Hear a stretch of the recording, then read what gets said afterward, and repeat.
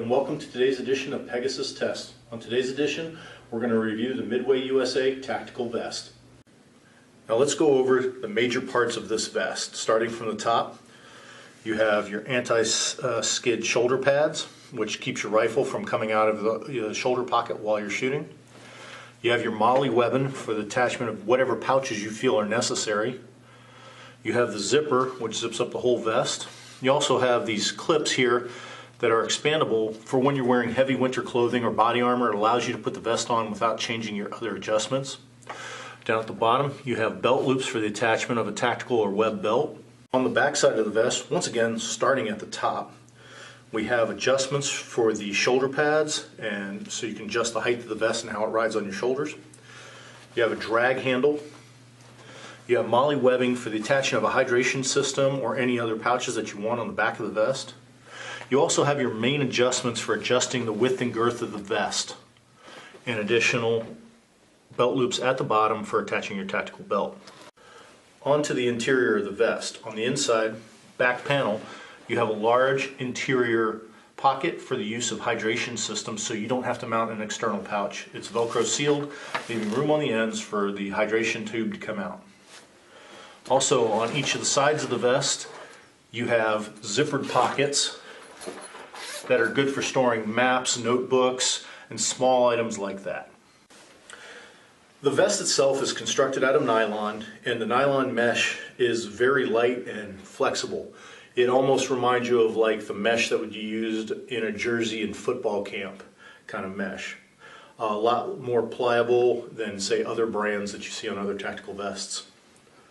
Going over the salient features, up here on each of the shoulders, you have what's supposed to be an anti-slip coating to prevent your rifle from coming out of the pocket. The truth of the matter is the material is kind of slick. It doesn't really prevent anything from slipping, but it's not a detriment either. To adjust the height of the vest and how it rides on your body, depending on if you're of a short or tall stature, you have two methods. The first is an internal Velcro section that mates the front to the back.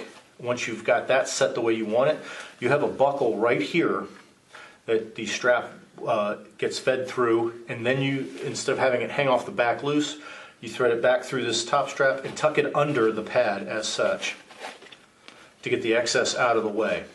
Pretty thoughtful design. Now you've noticed I've gone ahead and put 100-mile-an-hour tape on that. That's because if you leave the strap out and exposed, it will eventually work out and lengthen as you wear it. So I found it best to tape it in place and tuck it out of the way and keep it nice and neat. Moving on from there, you have the main zipper right down the middle here. The construction on this is not too good.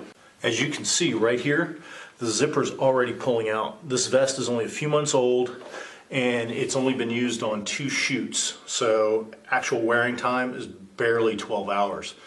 Yet with fully loaded mags and everything, the zipper's already fraying, the stitching's giving out, which is already getting hard to zip up.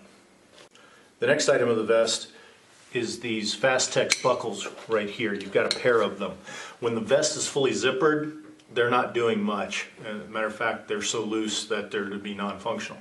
However, where these come into their own is when you're wearing body armor or heavy winter clothing. It allows you to keep using the vest without having to change any of your other adjustments on the back of the vest, which we'll cover in just a minute. Next part that we have here are the belt loops down here at the bottom. This is some pretty shoddy workmanship. First thing you notice is all the belt loops are sewn on upside down. The belt loops are constructed with a snap and Velcro combination. So you put the belt through, wrap it around, Velcro it, and then snap it. Which is a good thing. There are 2 forms of securing this, because the snaps are practically useless. They don't hold at all. They're very low quality. So you're totally depending on the Velcro should you use to attach the belt to the vest. On the back side of the vest, we'll start at the top with the drag handle. As you can see, I can barely get my fingers through it. It's a poor design. At best, you get 3 fingers through, so its utility is really not there. For adjusting the vest, down on the sides, on both sides, you have 3 straps on each side. Simple buckles that work with a lift tab and pull it through. They're okay. They seem like they'll be durable enough. The problem is they work free very easily.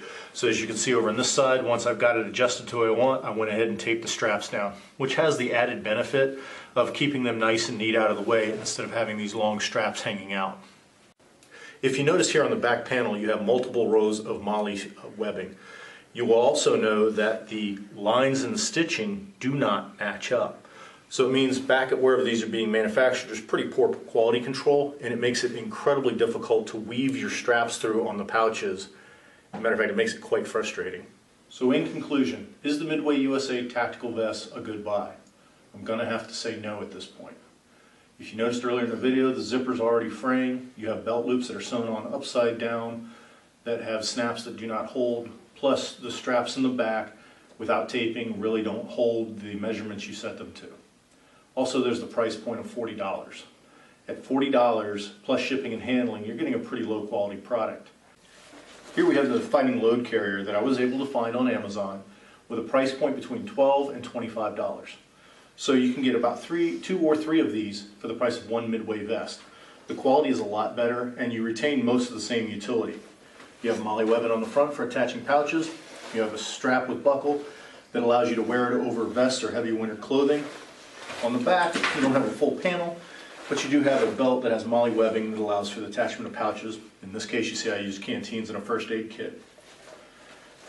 I can't say that you should spend $40 for Midway when you can get two or three of these for a lot less price and a lot better quality. We hope you found this video interesting, helpful, and informative. We hope you comment, like, and subscribe, and tune in for future gear test videos. One of the future gear tests we do will be a full review of the Fighting Load Carrier so you can make a full comparison between this and other vests.